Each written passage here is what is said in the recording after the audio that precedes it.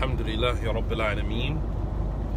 Wassalatu wassalam ala ashrafil anbiya'i wal mursaleen wa ala alihi wa ashabihi ajma'in. Alhamdulillah, just wanted to take a time out to remind everyone about our upcoming event. The same event that we did in Atlanta, Georgia, we're going to be doing in Bethesda, Maryland, August 4th and 5th. Myself, as well as that Clay couple, Hassan and Naila Clay. We will be doing the managing the flow. Another 2-day event, 1 day for couples presentation and workshops, as well as one for the singles, and that will be Saturday, August 4th, and Sunday, August 5th.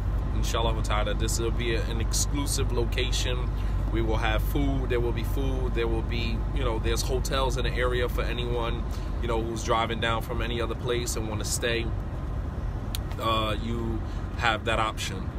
So that's managing the flow, and our presentations will be, for couples. Myself and Brother Hassan and Naila, we will be doing presentations for couples, and that is to help couples navigate through some of the nuances of marriage, of marital life, provide some tips, providing some, advice, to help couples navigate their way through, the wilderness of marriage, as well as singles. The singles will be opportunities for brothers and sisters. When we were in Atlanta, Georgia, we had about 24 sisters that came out, and we had about 5 brothers that came out. 5 brothers. It was really embarrassing. And believe it or not, all of these sisters were looking for marriage, and one of the brothers was not looking for marriage. The other brother was just there trying to get some advice, and it was, it was a really sad situation. So we're hoping that in the DMV area that inshallah we'll have a better turnout in terms of the singles. So if you're single and you're looking for marriage, then come out to this event. Perhaps you can find your spouse there. Who knows, man? You may be able to find your spouse there. Do you guys have any questions about, managing the flow? This is August 4th and 5th. August 4th and 5th, inshallah ta'ala, in Bethesda, Maryland. Do you guys have any questions, comments about this event? This is the same event that we did in Atlanta a couple of months ago.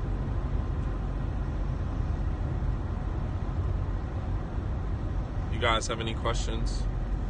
I didn't turn the thing off, did I? Okay. Alhamdulillah. You can go to my Facebook page. You can also go to Naila's Facebook page. Actually, they have a Facebook page specifically for the event, Managing the Flow. You can purchase your tickets now. Yes, you can purchase your tickets now. I think they actually have an early bird special. So you can purchase your tickets now. You can go to my Facebook page, well, I didn't post it on my Facebook page yet, but you can go to Hassan and Naila's Facebook page as well as their Instagram page. They just posted something on their Instagram page this morning. No, the event in Cincinnati, Ohio is something totally different. That is going to be July 21st. I'll be in Cincinnati, Ohio. This is not our event. This is the event that is hosted by an organization, Hula.com. You can go to their website. Michigan would be a good place to come. I don't know. Allah knows best. I don't know. I mean, I'm open for it, but I don't know. It just seems like people are just not interested in marriage. I don't know. I don't know. Why is it? Like, maybe you guys can talk to me, man. Why does it seem like people are just becoming less and less interested in marriage altogether? I'm interested in hearing why. I mean, I have my own theories about why, but I'm interested in hearing from you guys why. It seems like people are just less and less interested in marriage. Also, July 14th, playing in the dunya. Okay, that's one of them. That's one way to look at it. July 14th, inshallah, for those of you who remember last summer, I did something called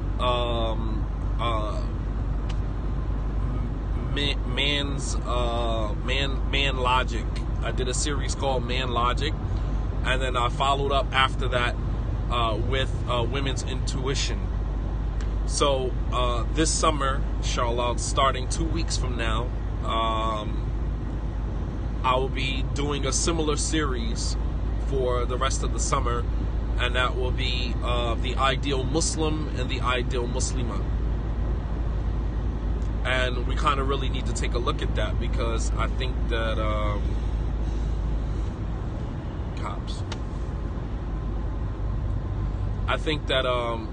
it's important that we are realistic in the way that we look at, being the ideal Muslim and the ideal Muslimah.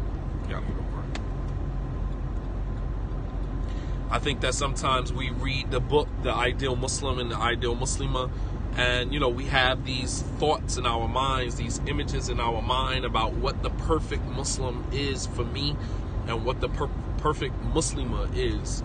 And, we have our sights set on that, and it really is unrealistic, being honest. It really is unrealistic. Some of us are looking for a ghost. Yeah.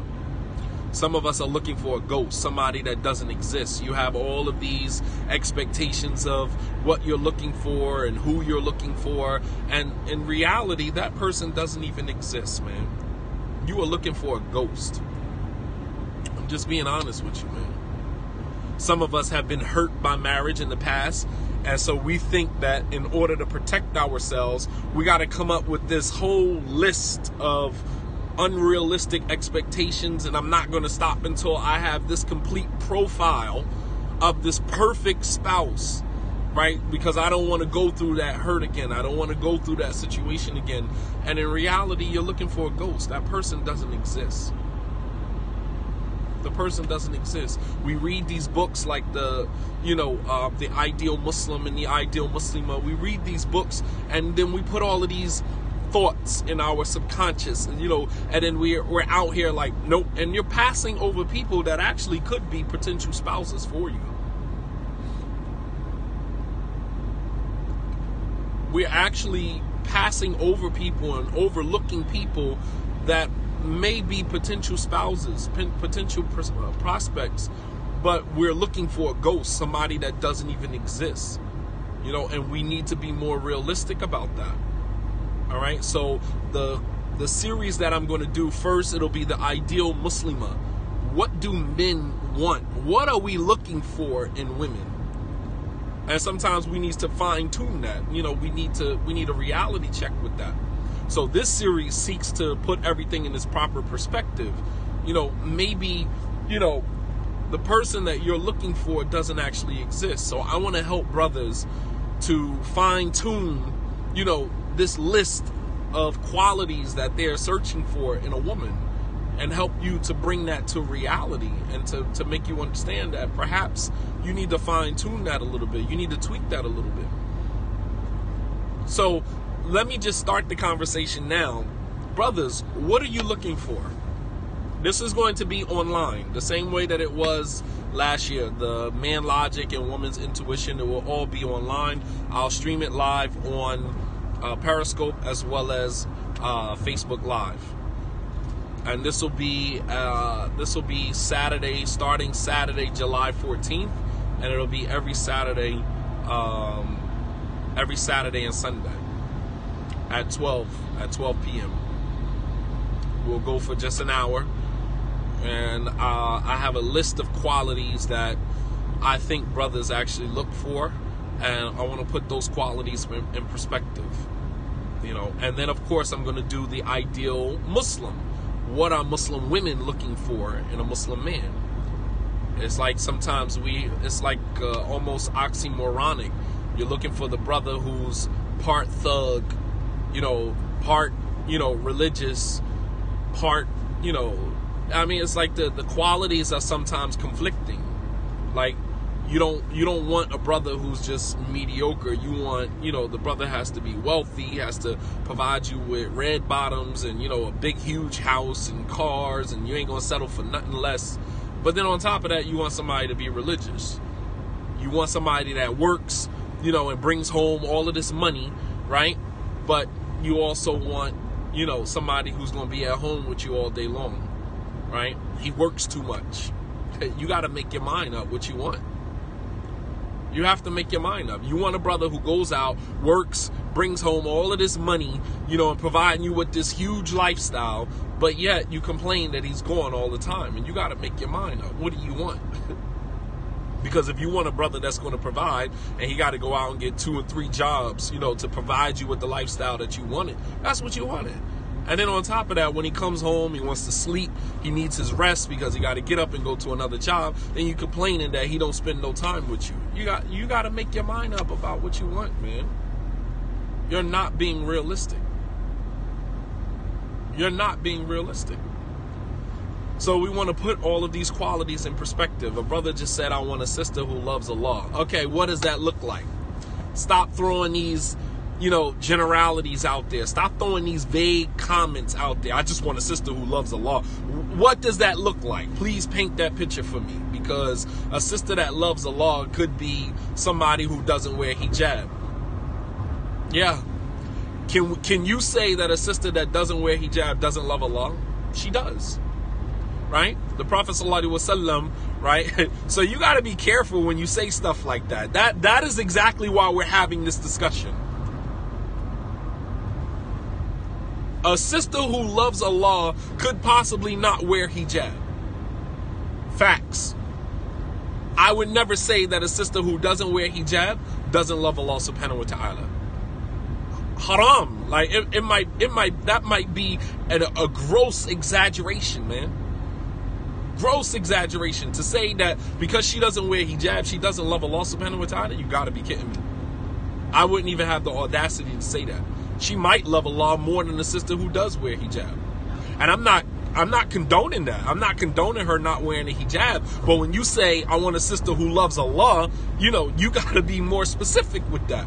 All right? Because loving Allah has nothing to do with, the fact that they commit sin or they make mistakes. A person could, in fact, love Allah subhanahu wa ta'ala, right? But they commit sin. They make mistakes. Gross mistakes. Right? We know the hadith in Sahih al-Bukhari. Has a hadith in Sahih al-Bukhari where the guy who used to get drunk, right? He used to come to the Prophet ﷺ and he used to make the Prophet laugh. The Prophet actually used to laugh at his jokes. He's intoxicated. And he came to the Prophet ﷺ one day, and one of the Sahaba, couldn't take it anymore, got very frustrated with him and said, Allahumma la'anhu. May Allah curse him. And the Prophet ﷺ said, La tal'anuhu, don't curse him. فَإِنِّي لَا أَعْلَمْ إِلَّا أَنَّهُ يُحِبُّ اللَّهَ وَرَسُولَهُ. He said, don't curse him. He said, because the only thing I know about that man is that he loves Allah and his messenger.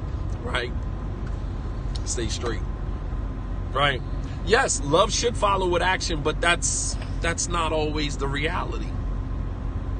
And we can't say that because a person is disobeying Allah that they don't love Allah. So when you say, I want a sister who loves Allah, you have to be more specific about that, because as I stated, a sister could possibly not wear hijab and still love Allah. The Prophet ﷺ affirmed that one of his companions who used to drink alcohol, he used to drink khamr. The Prophet told his companions, don't curse him, because all I know about him is that he loves Allah and his messenger. He confirmed, and that is the belief of Ahlul Sunnah wal Jama'ah. We do not affirm as the people who follow the Sunnah, who follow the 3 illustrious generations of after the Sahaba radiallahu ta'ala anhum ajma'in. We do not believe that because a person falls victim to a major sin, that erases his faith altogether. We believe that his faith, it decreases, it increases with obedience to Allah, and it decreases with obedience to shaitan. But we do not remove iman, we do not remove faith from the person altogether. The Prophet ﷺ affirmed, and Imam al-Bukhari brought that hadith in the chapter of Iman, the chapter of faith, to refute the belief of the Khawarij, those who believe that because a person commits a major sin, that they are not a believer. That was the purpose of Imam al-Bukhari bringing this hadith in that chapter. The Prophet ﷺ confirmed his love for Allah, although the person was committing an act of sin. Yes, as well as the hadith of the man who killed 99 people. Absolutely.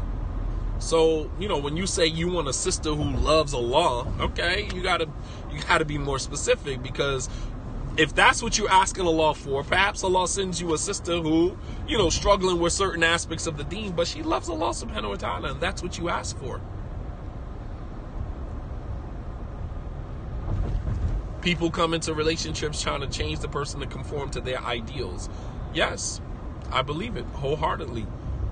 We have in our mind what the perfect spouse looks like to us. And, we're going to go into the relationship and we're going to change the person. Go straight. No, go straight. We're going to change the person until they become our ideal person. The person that we want them to be. It doesn't work like that. Stay in this lane, you're going to get off at 1D.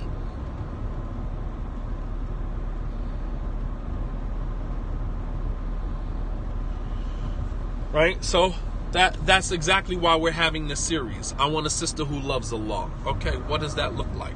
Right here, 1C. You want a sister that loves Allah? Perhaps the sister loves Allah, but she's struggling with a certain aspect of the deen. Okay, what else? What else are we looking for as men? Make a left. What else are we looking for in the perfect wife, the perfect woman? What are we looking for? Brothers, what are we looking for?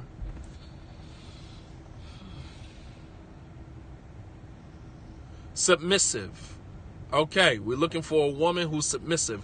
What does that mean? Does that mean that she listens to your every command? Does that mean that she dances to your every tune? Is that what that means? Because if that's what that means, then I'm sorry, you're looking for a ghost, because that type of woman does not exist. You are looking for a robot. Make it right. You're looking for a robot. That woman does not exist. A woman who's going to dance to your every tune, a woman who's going to do every single thing that you say do, she's going to do it. What do you mean when you say you're looking for a woman who is submissive? What does that even mean?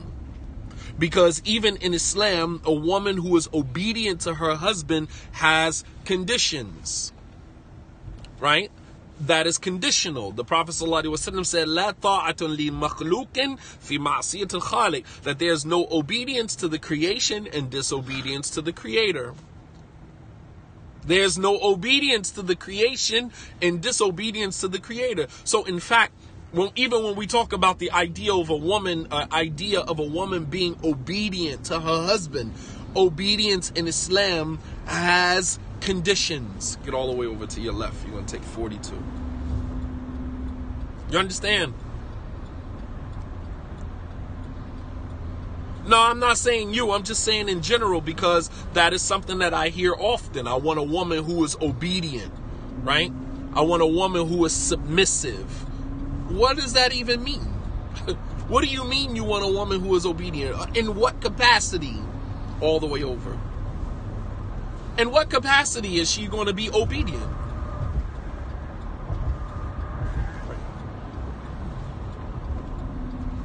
Because even obedience to the husband in Islam has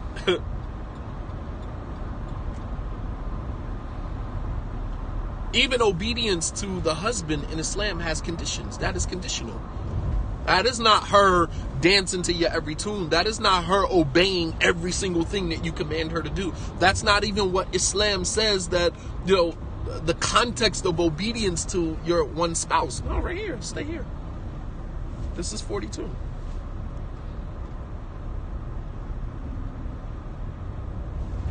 So, I mean, like, and this is why this conversation is necessary, because we're going to clarify all of this stuff so that as men, we are clear about that.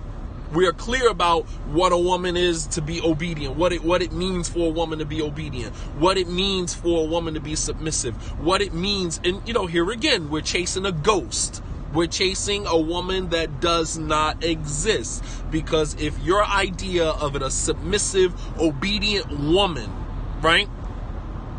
If your idea of a submissive and obedient woman is a woman who does everything I tell her to do, you are looking for a robot, right? You're looking for a robot. Don't say you don't submit to no one. That's the other extreme.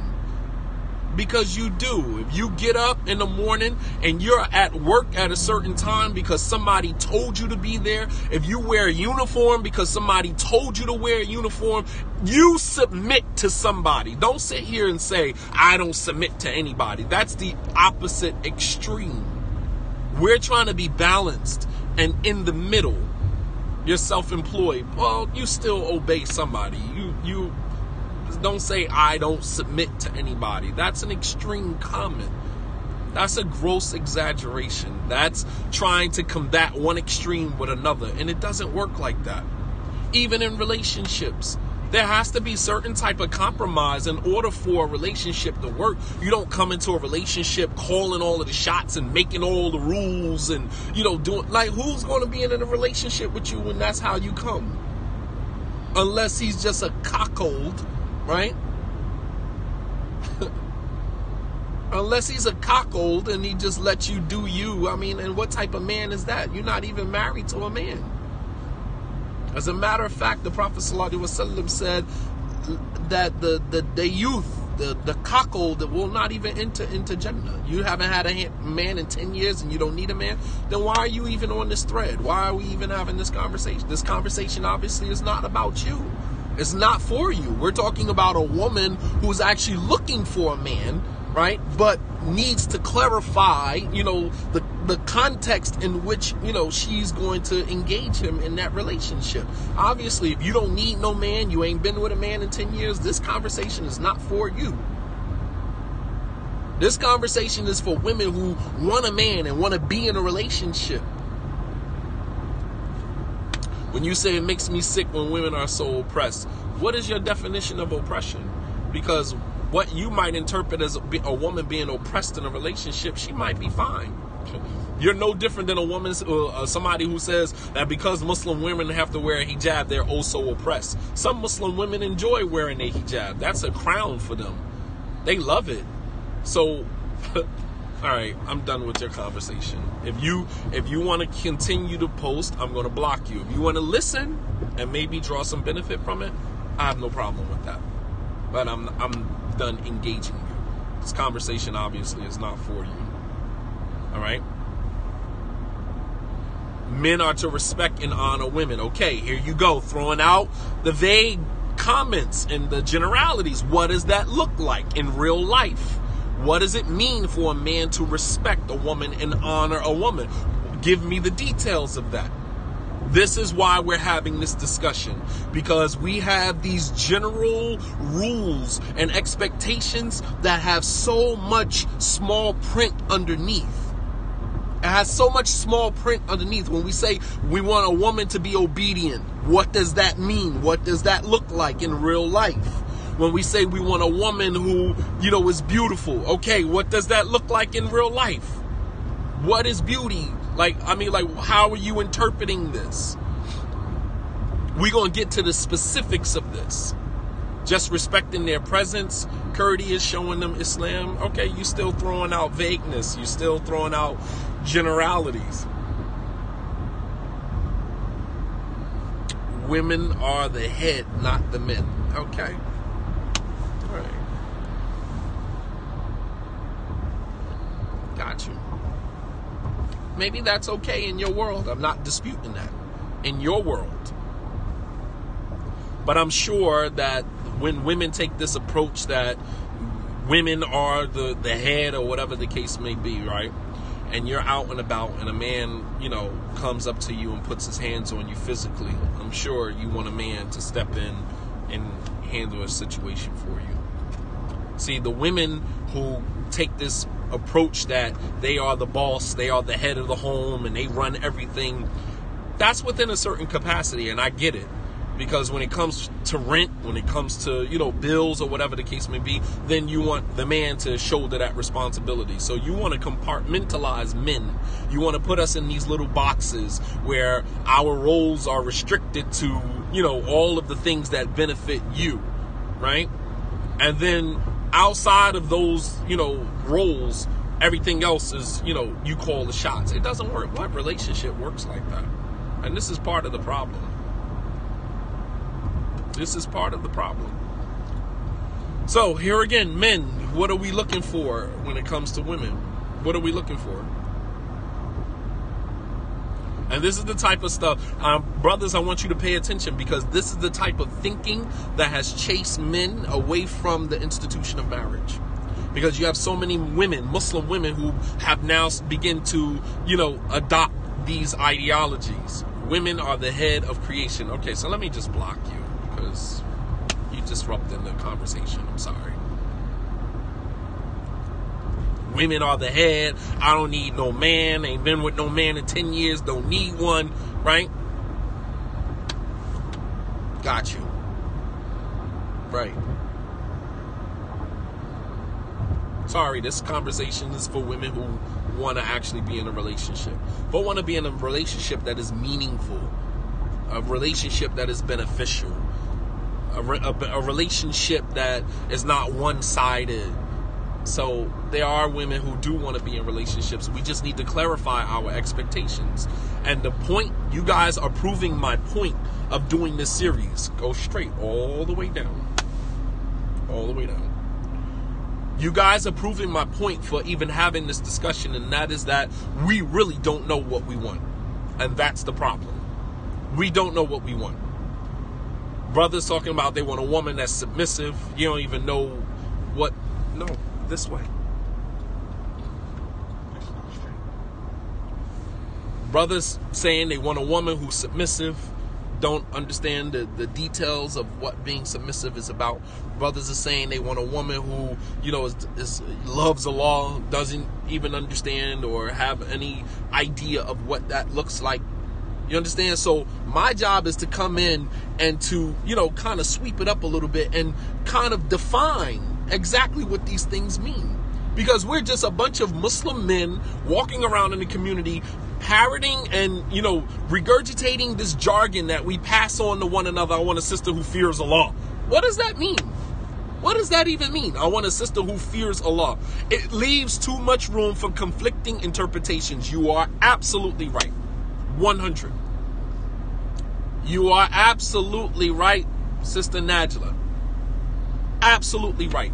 It leaves too much room for conflicting interpretations. I want a sister who fears Allah. What the heck does that mean? What does that mean? That a sister who fears Allah. What does that look like in real time? What does that look like?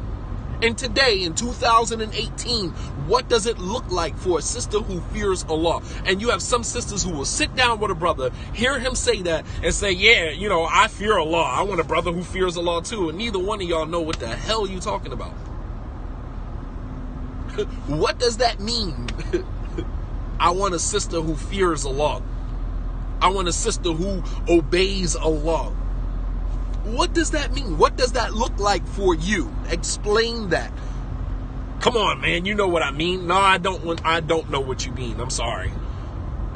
That's just like using the term God, right? As a Muslim, you understand that God is Allah Almighty, the only one creator, provider, sustainer, maintainer of all that exists. But when you use the same term God and you're talking to a Christian, they interpret God as something or someone else.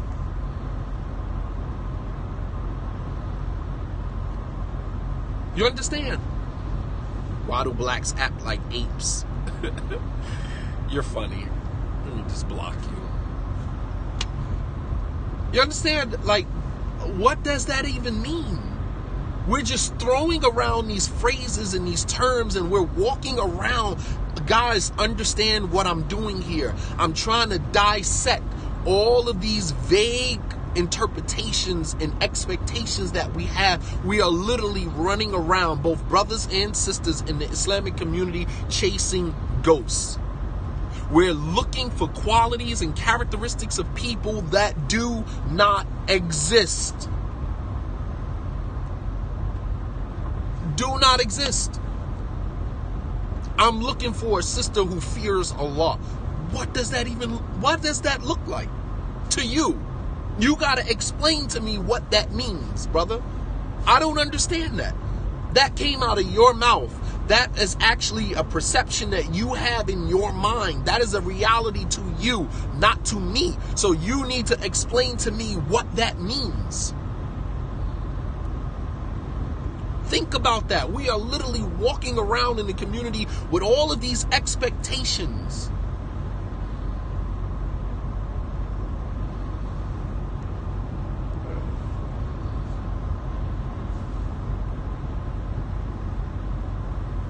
Yeah, but my point is, define it for me.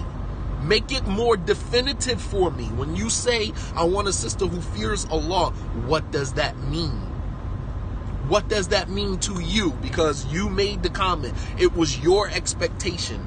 It was a prerequisite that you have for a woman that you're looking for. So I'm saying, if you are in a community, right? If you just run in with this idea, I want a woman who fears Allah.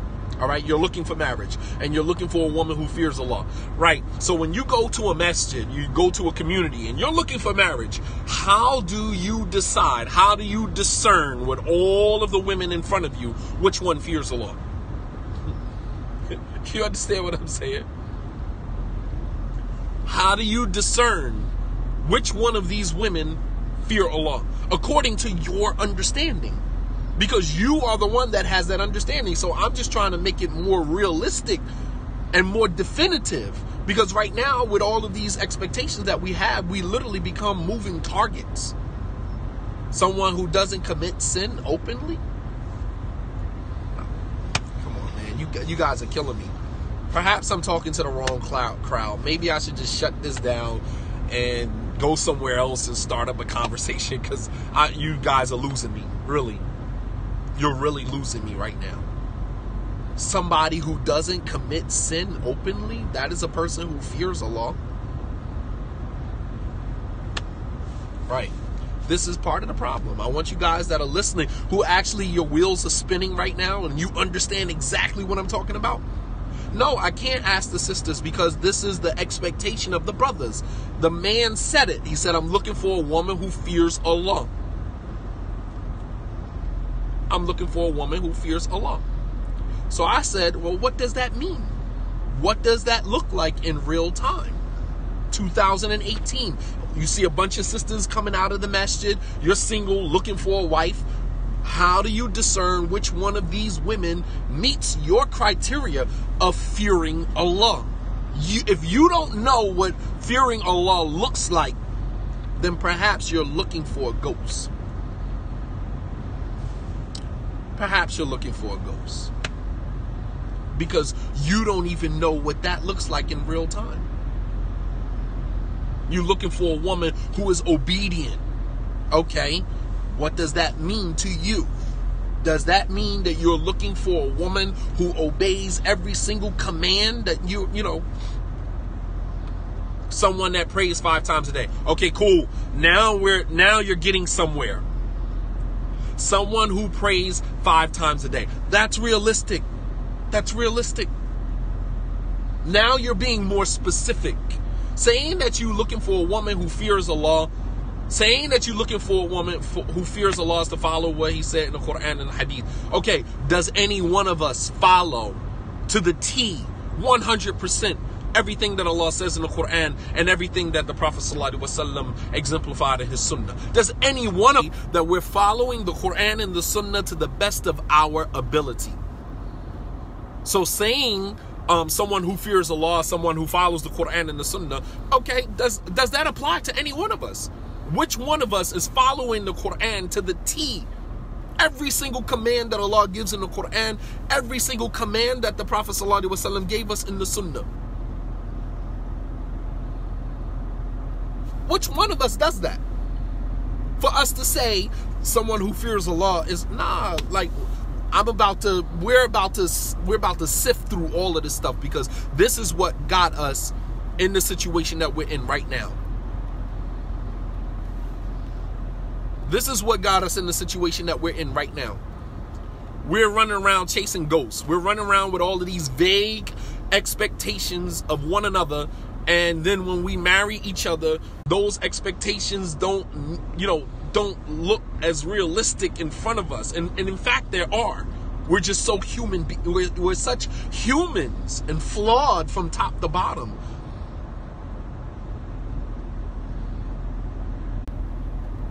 You know what I mean? Like, this is the problem. This is exactly the problem right here, man. And we're so messed up, man. Because, believe it or not, these are the things that were told to us. You have to ask yourself, are these expectations really expectations that you have? Or are these expectations that were superimposed on us by leaders in the Islamic community, friends that we know that are married, people telling us that this is what you should be looking for in a spouse?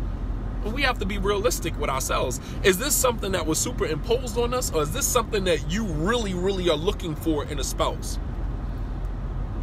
A practicing Muslimah. Here again, another vague expectation. A practicing Muslimah. What does that look like? What does it mean to be a practicing Muslim woman? What does that mean? You made the comment, and only you can define the particularities of that. You have to be able to define that. When you're sitting in front of a woman and a Muslim woman asks you, what are you looking for in a spouse? If you cannot answer that question, you need not to sit at the table looking for anybody, because you're wasting your time and you're wasting the time of the woman that is sitting across from you, because you still have not defined the particularities of the person that you are looking for you. You can't even, how do you take somebody serious? When you sit down at the table with them and you say, hey, what are you looking for in a spouse? I'm looking for somebody who fears Allah. I'm looking for somebody who loves Allah. I'm looking for a practicing Muslimah. It's like, what? All right, I'm good on that, man. I'm good on that.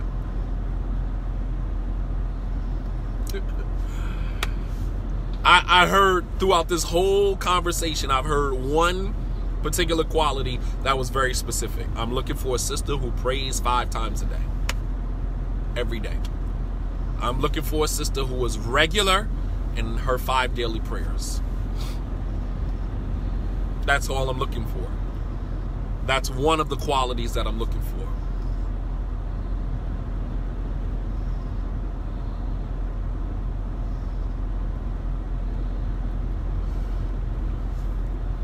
Brothers, what are we looking for? Sisters, I hope you guys are taking sorry for you. I feel sorry for you, sisters. I really do. Someone who attends classes, gives sadaqah, read Quran, and prays. Attends classes is still kind of vague. Attends what? Islamic classes? What do you mean? I mean, you're still giving me the vague expectations. So a sister who attends regular, Islamic classes in the masjid, that's what you're looking for. Quran classes. Okay. I hope you sisters are paying attention, because this is what the brothers are looking for. The sister has correct aqidah. Okay, cool. Good. Malik, move over. Good. Okay. So you're looking for a sister who has a correct understanding of our belief system in Islam. Very good. Now, it's your responsibility to define what our correct belief system is. Because if you don't know what the correct belief system is, how can you have expectations of a woman to have the correct understanding of our belief system? So now you have to be, basically any expectation that you have of a woman, you have to be able to define that.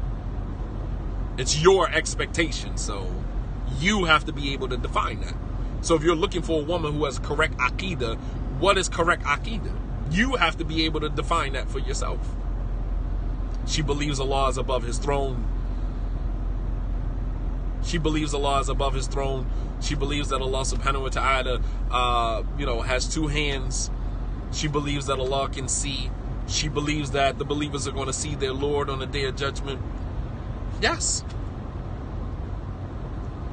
All of that is important. Belief in Allah, his books, his angels, his prophets. Here again, still vague, because each one of those belief systems has, some details to it. What does it mean to believe in Allah?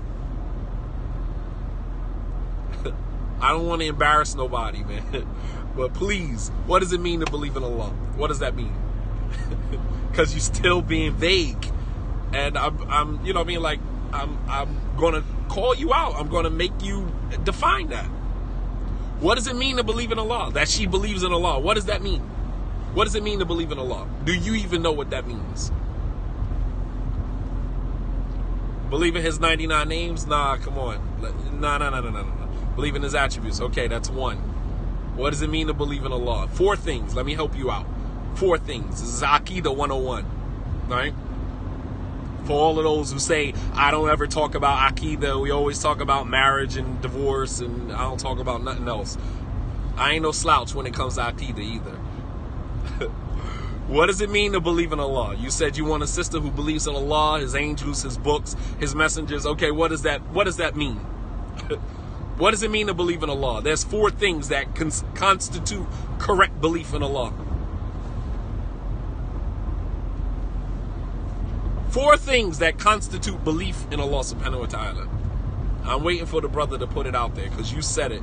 So you gotta define that. Belief in Allah subhanahu wa ta'ala consists of 4 things. Number 1, belief in his existence. Wujudi. To believe in Allah's existence. Number 2, to believe in Allah's rububiyyah, his lordship. Number 3 is to believe in Allah's uluhiyyah, that he is the only one worthy of worship. And number 4 is to believe in Allah's asma wa sifat, his names and his attributes. That is what constitutes belief in Allah subhanahu wa ta'ala. So you're looking for a sister who has all 4 of those things put in place. I mean, come on, man. Come on.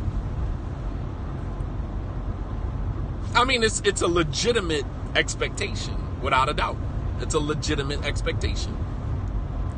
But this is what I'm talking about. You have to be more specific. You cannot say, I'm looking for a sister who believes in Allah.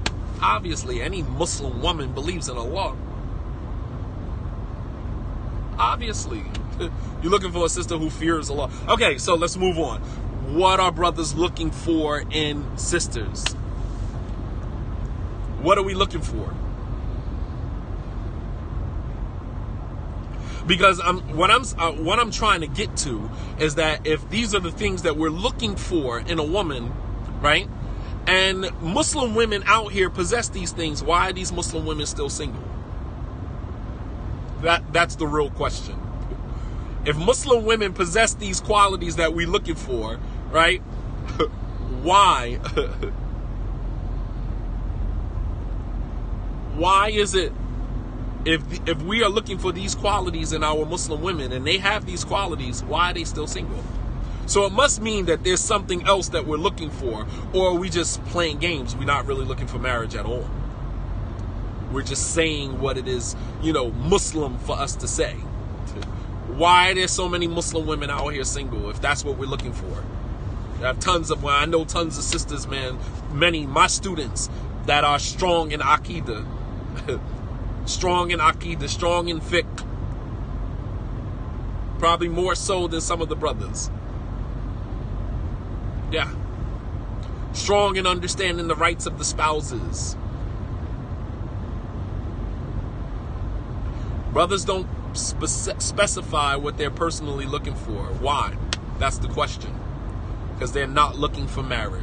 There you go. You hit it right on the head. Not looking for marriage.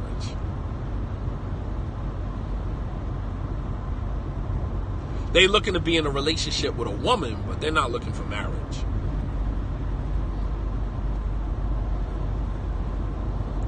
They're looking to be in a relationship with a woman, possibly Muslim, possibly not Muslim, but they're not looking for marriage. Yeah. You guys will figure this out one day. You guys will figure it out. I'm just touching certain things. I'm just hoping that, as the scholars say, al-labib yakfihi al-ishara, the intelligent person is sufficient for you to indicate. They get it. I don't have to spell it out. For people who are intelligent, people who get it, you don't have to spell it out for them. They get it. So if you're paying attention to what I'm doing here, then you should be right on as it relates to where I'm going with this. If we're looking for ghosts, so basically, let me break it down for you before I get off. So this is what's happening. We create all of these unrealistic, vague, general expectations, knowing that we're not going to necessarily find them. So what we end up doing is justifying, right? We become self-defeating, self-sabotaging, justifying, pathologizing our path to commit sin. So we create all of these unrealistic expectations. Oh, it ain't no brothers out here. Oh, it ain't no sisters out here. And then we go and we engage in a haram relationship, so that before Allah subhanahu wa ta'ala will use this flimsy excuse that, there wasn't no brothers, there wasn't no sisters. Yeah. And if you think that is an excuse, Yom al-Qiyamah, I'm sorry, that's not an excuse. That's not an excuse. That's the excuse that we're going to use on the Day of Judgment. In front of Allah subhanahu wa ta'ala, we're going to use the excuse that there were no good brothers, no good sisters. Marriage was so horrible. Our experiences with marriage were so horrible. Right?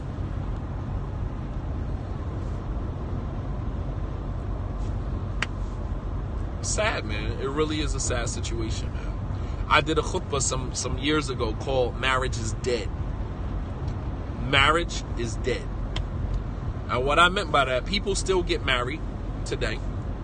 However, the institution of marriage, the institution that Allah subhanahu wa ta'ala legislated for us to enjoy one another within these, confines, gone. Replete with, rules and guidelines and rights and all of those things that are respected by both people within the institution of marriage, gone. Gone. I stand by that. Gone. Except the few. Except the few. So, I just wanted to open that up. So, we'll start July 14th, inshallah ta'ala. So you can already see where this conversation is going. If you are familiar with the Man Logic and Woman's Intuition series, this will be right along those lines. We're going to start Saturday, July 14th.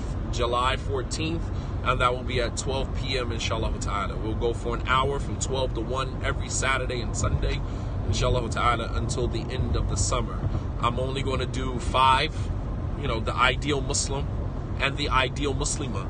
I'm only going to do 5 for the men and 5 for the women, because I want to be done by the time August hits and school starts, and get prepared for that. But for the remaining of July and August, inshallah ta'ala, this is what we will concentrate on. Don't forget our event, Managing the Flow. This will be in Batista, Maryland, the weekend of August 4th and 5th. Inshallah ta'ala, that'll be a Saturday and a Sunday. That Friday, August 3rd, I will be at Irhasa in Maryland to do the Jumu'ah. I will be doing the khutbah there at Irhasa, the Islamic Research and Humanitarian Services Center there in Maryland. I will be giving the khutbah there on that Friday, and then Saturday and Sunday we will do the event.